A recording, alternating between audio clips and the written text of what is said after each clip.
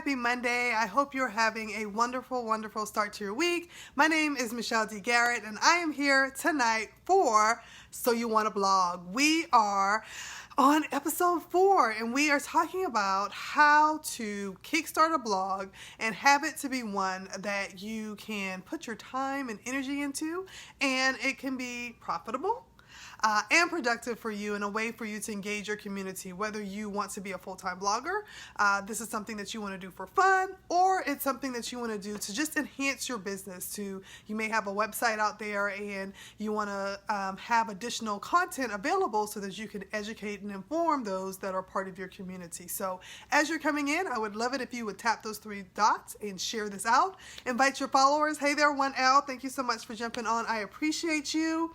Brief recap. Yes, welcome to PeriGirls TV. Brief recap. Our first episode, we talked about our blogging basics. So we talked about the importance of having a blog because it provides you with visibility, and you also own your content. That is so important, okay? So important. When it comes to owning your content, because all of these social media platforms, we have Facebook, we have Twitter, Periscope, Instagram, they're all amazing platforms to be on, and you want to build an audience and a community on them, but realize that the content that you're putting out there belongs to them. They are able to shut that information down, and oftentimes you do not have a way to get it back. So by having a blog that you pay for and you host yourself, which can be very affordable, you own that content and you have a lot more say as to how your information is distributed out there, okay? And then we also talked about how to create a content calendar. And so what to write about, how to plan a simple content calendar, and you had a little assignment to come up with 12 to 15 topics to write about over a 3 to 4 month period. Because I was saying that if anything, if you post a blog post once a week, you can spend the remainder of that week syndicating that blog post, sharing it out on social media, and really having to, I need to go back and watch, the content calendar one. That one was, they all were good ones. I mean, they all were good. But that content calendar one, we really did ask some questions, and we laid out a foundation as to how you could create a simple content calendar that didn't overwhelm you, and it was on content that you would be excited to share. I do have a syndication blog service. Awesome, look at you. Michelle's just a rock star. Like, she already got 1 gold star for the day, and she's trying to get another one out of me. So you may get 2 gold stars by the time all of this is over with. Yes, AppSumo is a free resource that you can use to have your blog post syndicated and to help people easily share your content. And then not last week, but 2 weeks ago, we talked about SEO, search engine optimization, which was a basic introduction onto how to get the Google juice, as I like to call it, so that people are able to find your blog posts organically. So we provided some simple and free resources to use to help you find keywords that would help you get your articles found, okay? Hey there, Elder Carmen. Thank you so much for jumping on. So tonight we're going to talk about 3 different types of blog posts that you can write. These are simple blog posts that you can write based on that list that you've already created, and you are able to somewhat quickly write these, especially if you're not a natural writer. So these are articles that you'll be able to really kind of format and be able to get out there so that you can get that information out there, but you can still do it in a professional way and provide content and information that the people that you want to reach will be able to find. So the first one, and this is actually one of the best, this is one of the most popular types of blog posts to write, and it's one that gets a lot of shares. It's one that will get a lot of visibility on your site, and it's a list article. A simple list article where you're telling people, 25 ways to be seen online, 30 blog post articles to write, 25 things you need for your, 25 Periscope broadcast topics. Let's see, Elder Carmen's on here. I usually try to do it towards the people that are on here. So Elder Carmen, I know you do travel, so it could be 25 must-have items for your next trip or your next vacation. And so doing a list article is something that you can do, and you don't have to give detail about the items that you list out. Like, people just want to know the information, and then you can even come back and do follow-up articles based on the items that you put on those lists. But here's the thing, and this is why I'm gonna let y'all in on a little secret, okay? Don't y'all tell nobody. Don't y'all tell nobody I told y'all the secret. One of the reasons that lists are so like fun and so great to do on your websites is because they can be overwhelming. If you give somebody a list of I trust y'all. Thank you. Thank you. If you give somebody a list of like an article with like 100 things on it, yes, and there are some list articles that you'll see some that'll have like 100, 200, 350. There's an article out there like that's just like 350 power words to use. Simple as that. 350 power words, and it's literally a list of 350 words that you can use in your live streams or when you're generating an article or something like that. Because it's so overwhelming and because it's so much information that people are going to have to digest, what they end up doing is they end up saving it, sharing it. Yeah, 350. They end up saving it, sharing it, or bookmarking it so that they can come back to it. So they're going to refer to it. So that list that you're creating, it becomes a resource for them that they continue to come back to. They continue to share. And if you see something that has like this long like list of a bunch of things, you're going to want to share that because you're going to want to be able to provide that information to other people and be like, look, you need this information. So I don't want you to overthink the list articles. They don't have to be, I'm not saying to go out there and write a list article with 350 items on them today. But even if you do something that says 25 items or 30 items, or, for Elder Carmen, if it's the 10 must-have travel items that you need to have, or, 10 things to do before going to the airport, those type of things that you want to do.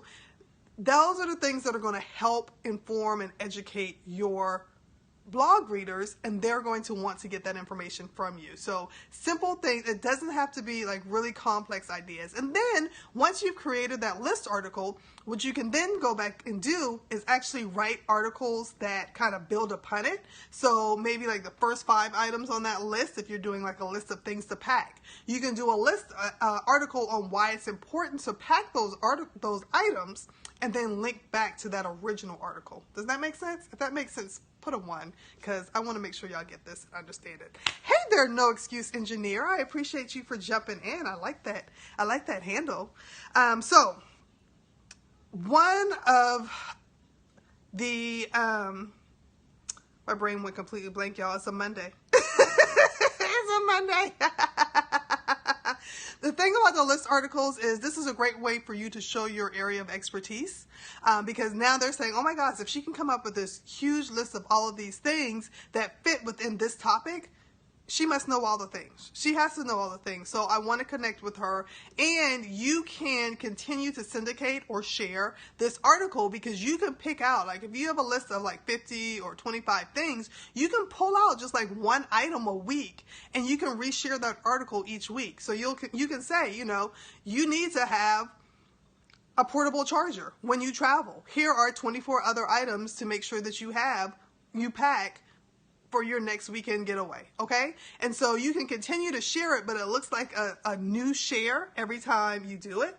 And if you're looking to make money from your blog, you can also include affiliate links. So if you sign up for like Amazon, or there are other places that like some direct stores will have their own affiliate links. If you belong to an affiliate program, you can also add these products either to your Amazon store if you're a part of the Amazon Influencer program, or if you're just a part of their Amazon Associates program, you can add affiliate links so that people can click directly on your link and purchase those items, and then you can get a percentage based on how much they spend. And here's the thing, people like for you to just tell them what to do. They want to see, and especially if they're looking to you as an expert, whatever it is that you use, they want to use too. So if there's a specific charger that you use, or if there's a specific bag that you use, if you're doing a list article on, like the 25 must-read books for new engineers, they want your books in your list. So if you include that link for them to click on it, they'll click it, purchase it, because you're the expert and you know all the things and they trust you. Okay. But with that comes a lot of responsibility. So you want to make sure that the information that you're giving them is good information. Okay. We want to provide them with good information and valuable information so that they will continue to build that trust in you, so that they will continue to come back to your site and share your content and invite other people to come to your website as well. Okay. So the first thing is lists, and these can be checklists as well. They can be those long lists, but you can also do a short list as well. And so sometimes you may see those articles that has like you must have this one thing, and it's a list of just one thing, and you explain why it's so important for them to have this one thing. So what's the one thing you must always travel with, or what's the one thing that you need to know as a engineer? I think Bonnie was on here. As a screenwriter, what's the one thing that all screenwriters need to know? Now, your one thing and somebody else's one thing may be completely different, but again, people are looking at you, your audience, your blog readers, they're looking at you as a source of information. They want to know that you are the most knowledgeable person out there. So whatever you tell them, have the facts to back it up, especially if you just do a one thing list, and they will continue to build that like, no, trust factor with you. Okay. The next one is how-tos. Okay. So the first one was a list article. The second article type that you can write is a how-to. People want to know how to do everything. All the things. And if you are a live streamer, this is a really good blog post article for you to write, because you can actually live stream or just do a regular video of you doing the thing, and then include that video inside your blog post, and then underneath it just do the steps. And you'd be surprised. Like, there's some I have a friend that's a recipe blogger, and you can't leave out any steps. Like, if you beat the eggs, you need to say that you beat the eggs. And you'll also have people that'll be like, well, how long did you beat the eggs? What kind of egg beater did you use? Hey there, Janice. Thank you so much for joining in. So give them all of the information. Hey there, Mommy. Thank you so much for inviting your followers. I appreciate you. And for those of y'all that are just joining in, thank you. We are here for episode 4 of So You Want to Blog, and we're talking about I almost put the wrong number, episode 4, 3 types of blog articles that you want to have in your blog arsenal that you can write. These are blog posts that are easy to write and don't take a lot of time, but they are things that will help readers to find you, and they are easy to share, and they're good for your SEO, and they also help to show your area of expertise. So when you're building yourself as an authority within your niche, having these type of articles on your site are really good to do. So the first one was having a list, and now we're talking about how-tos. So these are simple because they're things that you're already knowledgeable about. Yes, thank you. I love when PeriGirls comes on. It helps me out. So you already know how to do these things. Like, as a live streamer, some people may need an article on how to do your very first Periscope broadcast. And I promise you, if you go out there and search how to broadcast on Periscope, there are some articles about it. Okay, there's articles on just about anything that you can think of. One time I was having a problem with the back end of my blog, like something disappeared on the visual editor disappeared on it. And I wrote an article on, how to fix this problem. And that article, this happened like maybe 4 or 5 years ago. And as many updates as we've had with WordPress, the information is still valid, because apparently it still happens to people from time to time, because I still get regular hits on that article. It's something that people are still searching out, and I still get emails and comments on it from people like trying to pick my brain on, well, this didn't work, what about this? Or they're giving me additional insight and ways to update the blog post, because they're like, oh, well, I also tried this. So if none of these things work, tell your readers to try this too. So when you write an article that's a how-to article, you would not imagine how people will get, so involved in the process, especially if it's a how-to that's solving a problem. And those are some of the best ones to write. Think about the things that are in your niche that are problem-solving things. What are the things that you Google? What are the things that you have to like go and say like, how do I change a light bulb? You never know.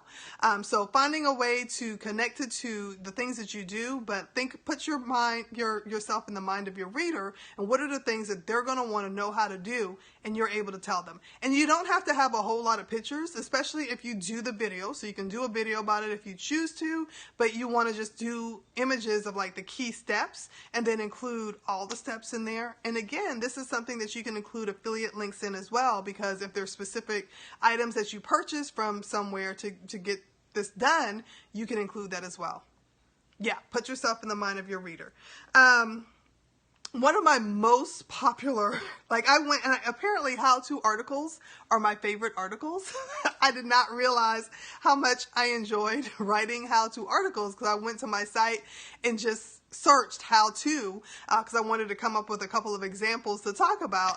Y'all, I have like 15 plus pages of how-to articles that literally are, the name of the article is how to do this thing, or how to, and it's not just how to fix something or how to create something. These are, one of the ones that I like is how to be a diva in your day-to-day life. Like my website is Divas with a Purpose. Diva. And so just simple things that, simple things that your readers want to know how to do, how to be more action oriented.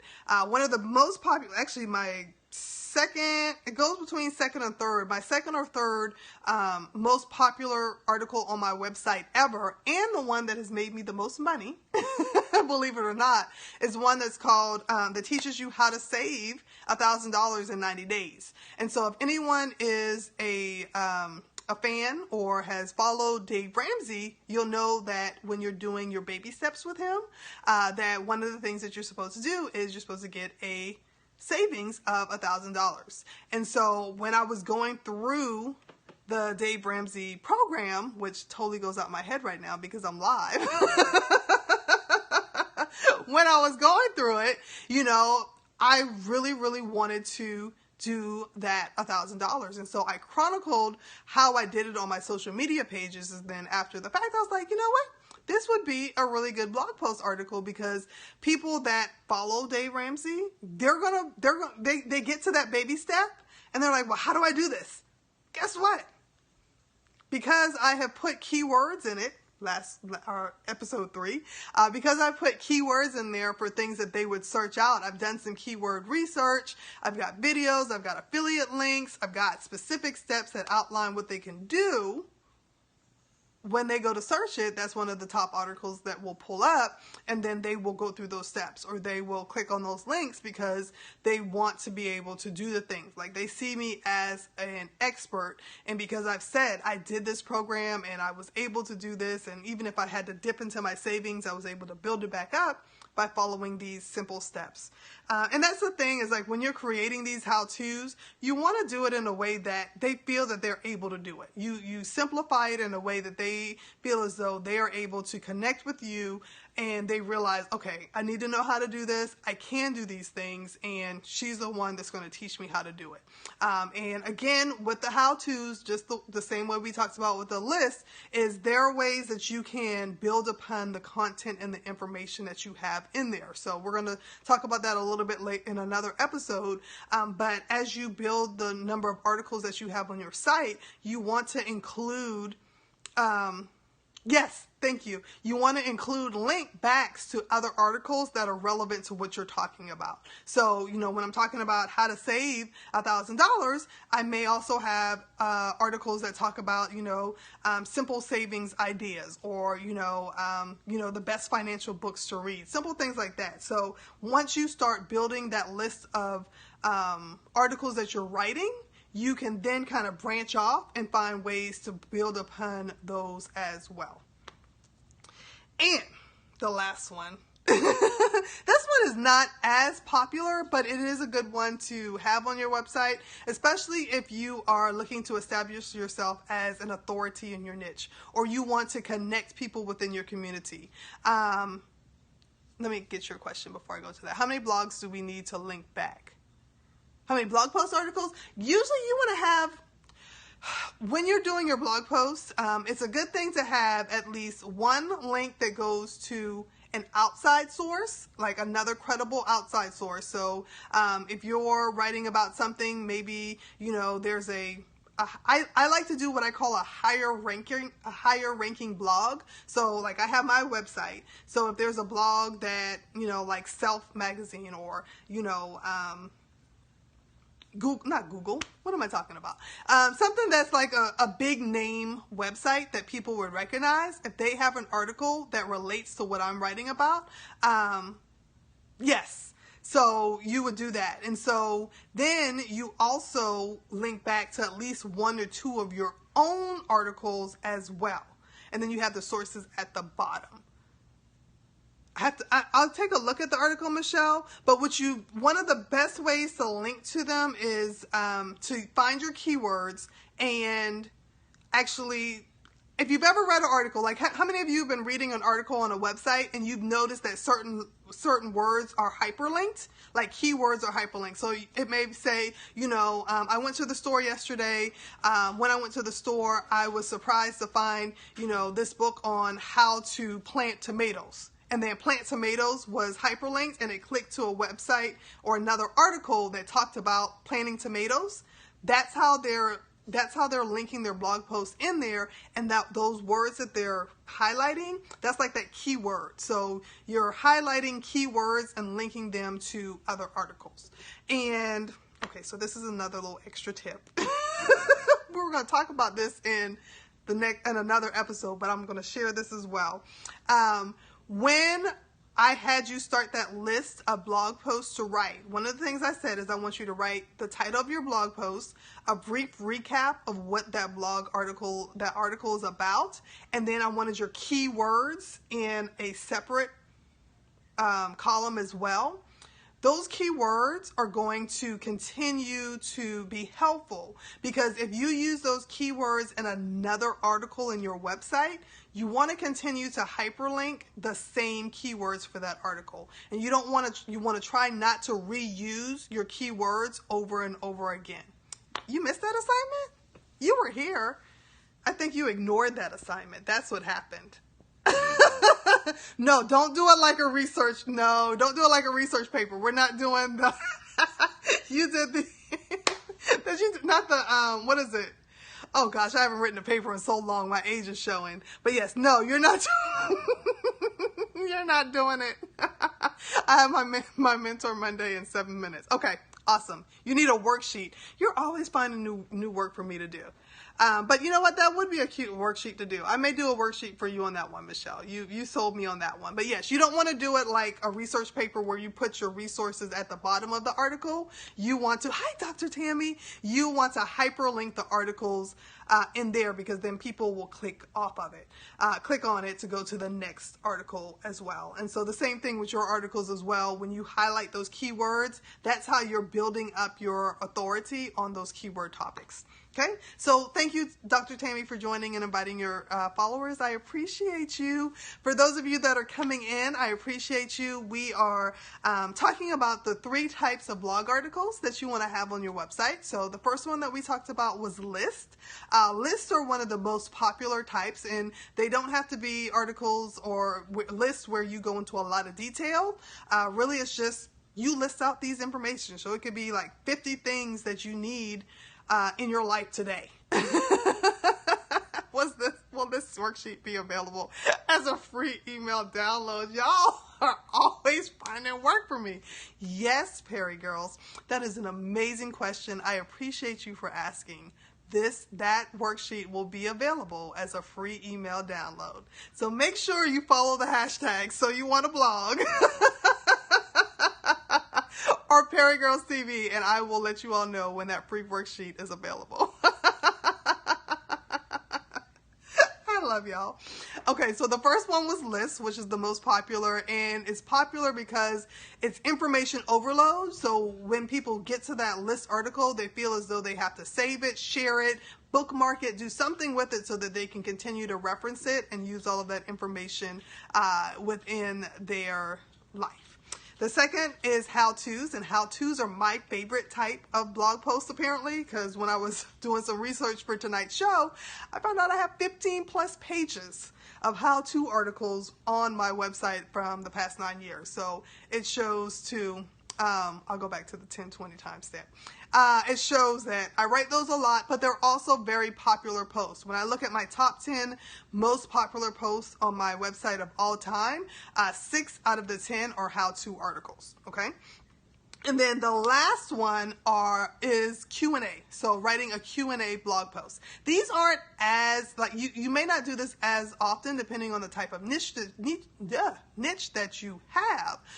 But writing a Q&A can really help you to just answer general questions. So maybe you get asked the same questions over and over again. That's kind of how I told you to set up your list of blog posts to write. So it could be, you write the top 10 questions that you would ask an engineer. Or it could be that there are consistent questions that you get, or you have I know someone that has a Q&A blog post that is really like ask me anything.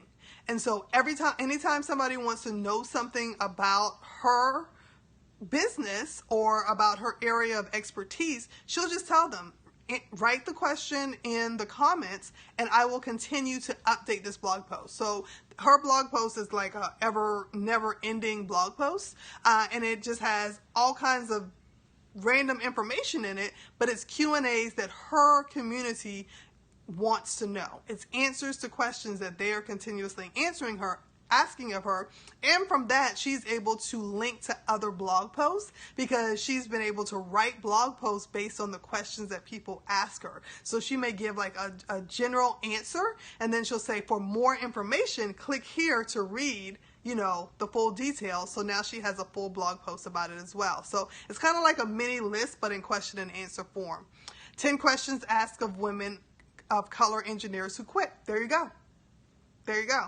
And then you can also do this as an interview as well. So there could be someone that's in your niche that you want to interview. If there is a fellow woman engineer, if there's a fellow business owner, it could be a reader. Some people will do this to spotlight their readers that are in their area. So maybe picking on Elder Carmen here, you may have, you may do like a Friday feature. I'll just pick that out. But you may do like a weekly feature where you pull out the women in your community, or the people. I can't remember if your community is geared towards women or everyone, but people who travel, and you ask them like their top 5 travel questions. And it can be the same 5 questions every single week, but of course, because you're interviewing different people, you'll have different answers as well.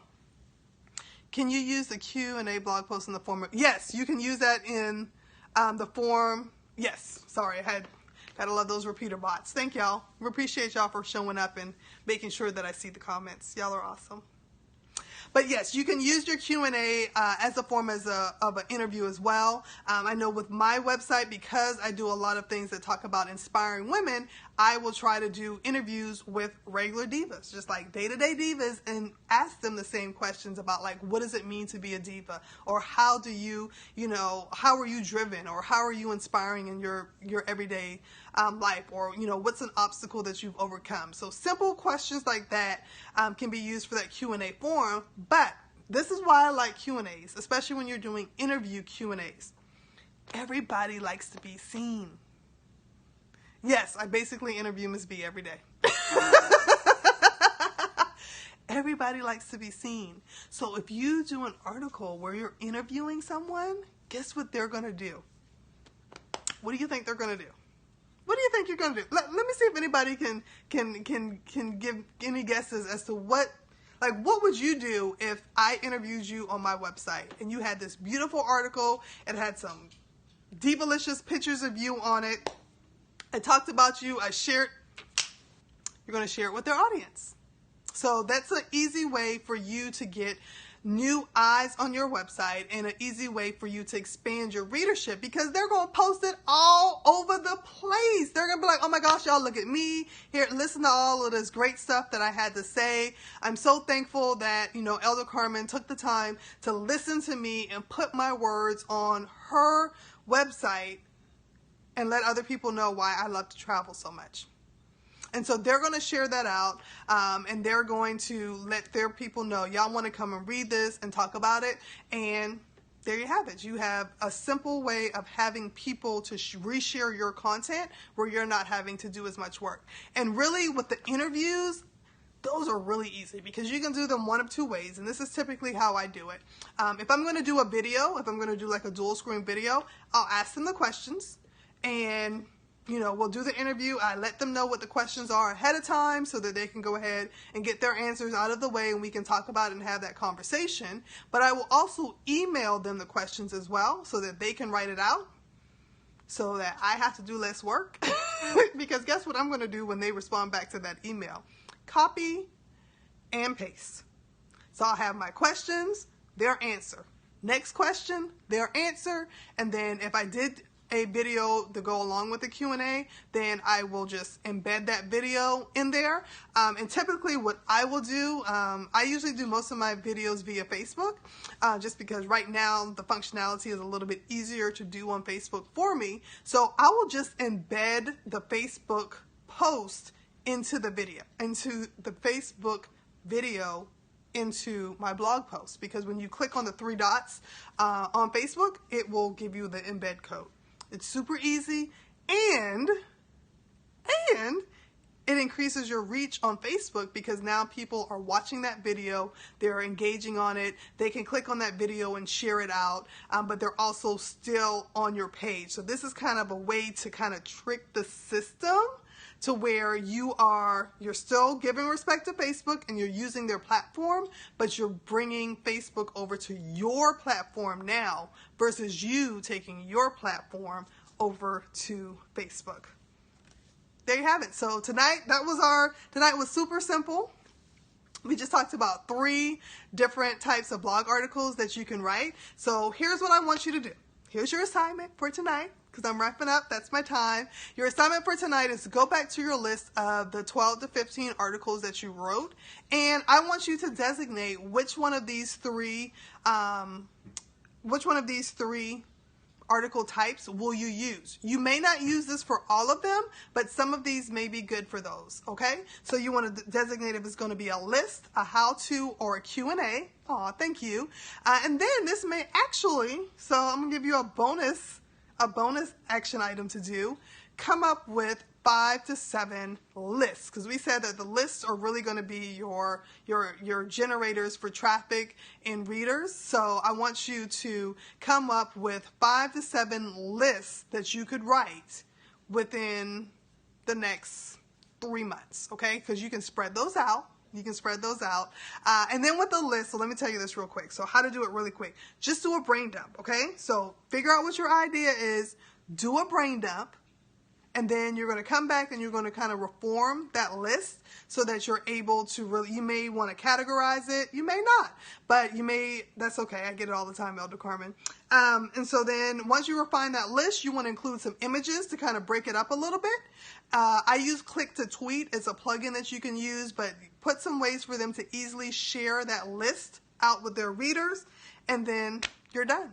Simple as that. You're going to put a little introduction to it and tell the people what they want to hear, okay? So you're going to designate which one of your 12 to 15 articles are going to be list, Q&As, or how-to articles, and then as a bonus, you're going to come up with 5 list articles that you can write over the next 3 months. All right, so I will see you all next week for another episode of So You Want to Blog. I appreciate you so much for tuning in, and I will talk to y'all later. Bye, everyone.